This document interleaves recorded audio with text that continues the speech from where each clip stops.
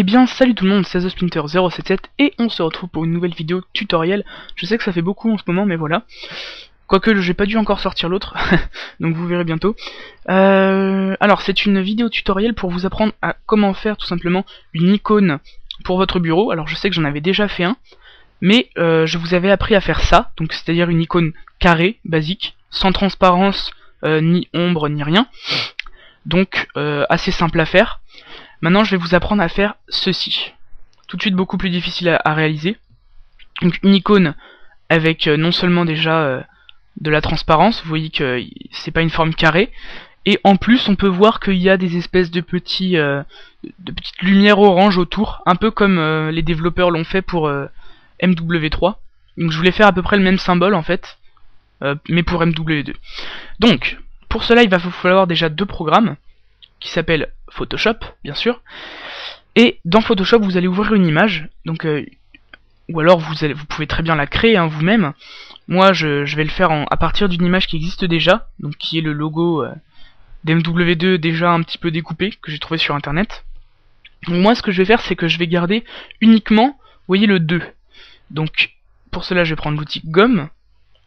Je vais déjà réduire un petit peu en faisant un clic droit sur l'écran, hop, ça vous ouvre les fonctionnalités de la gomme. On va encore baisser un petit peu, voilà, comme ça devrait le faire. Et donc là vous allez commencer à gommer. Hop, hop, hop. Donc là je le fais de manière un peu grossière, mais faites-le bien, faites bien les contours, et on se retrouve tout de suite dès que j'ai fini de gommer. Donc là comme vous pouvez voir j'ai quasiment fini de gommer. Juste une petite indication, il ne faut pas garder comme vous pouvez voir le contour orange, il faut vraiment gommer jusqu'à l'espèce de contour blanc, blanc jaune, jaune très clair. Donc faites bien attention à bien gommer tout ça, comme ça. Et on se retrouve dès que j'ai fini tout ça.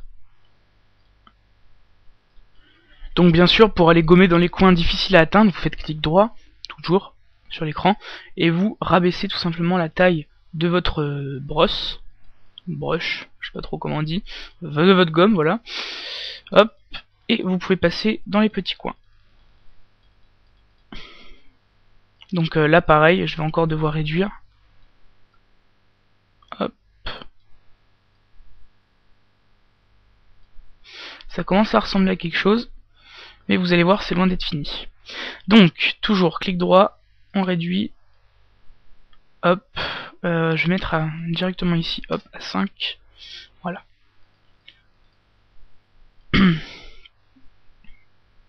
Voilà. Donc bon, on a à peu près fini de gommer. Après là je l'ai fait d'une manière un peu grossière. Si vous voulez le faire mieux, bien sûr, prenez plus de temps.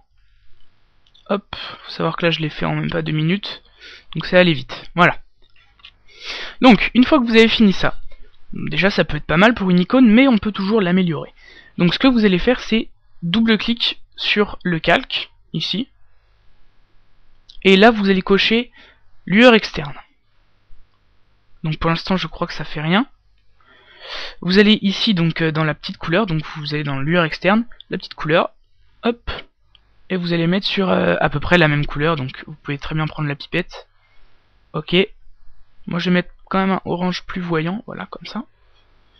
Et ensuite tout simplement vous allez grandir la taille. Donc là vous voyez déjà que ça change pas mal sur le côté. Vous pouvez jouer un peu avec les paramètres. Donc voilà, là c'est bien moche. On va mettre à peu près comme ça. Voilà, pas très gros, de manière à ce qu'on ait le même effet en fait que pour MW3.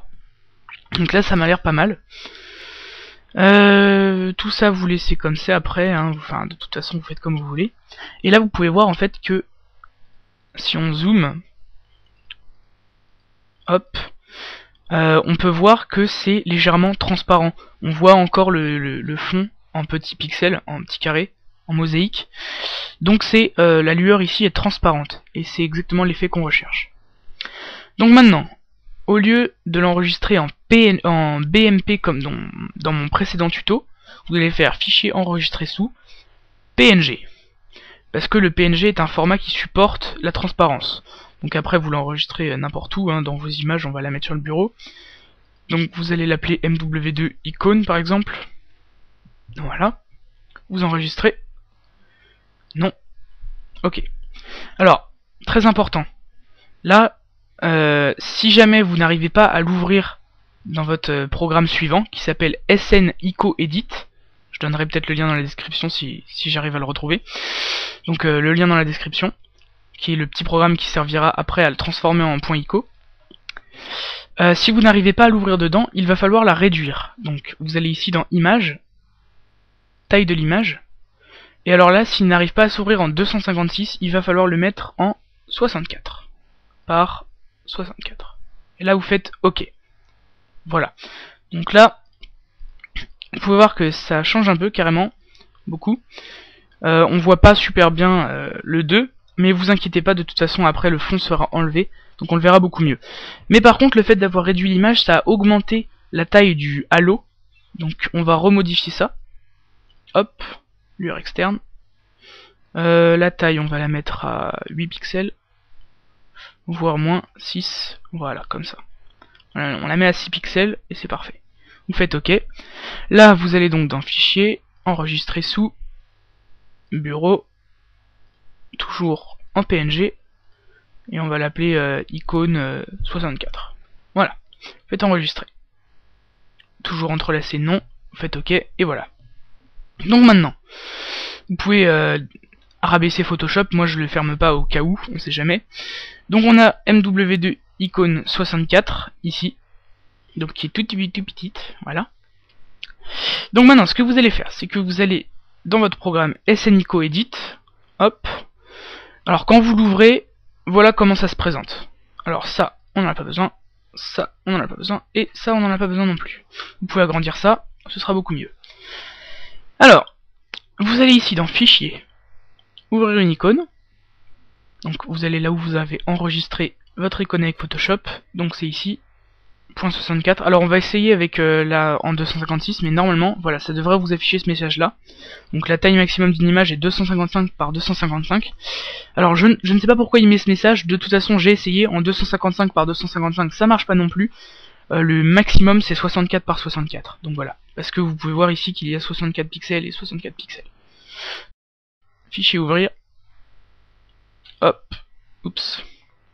Voilà. MW2 icône 64. Et donc là ça va marcher.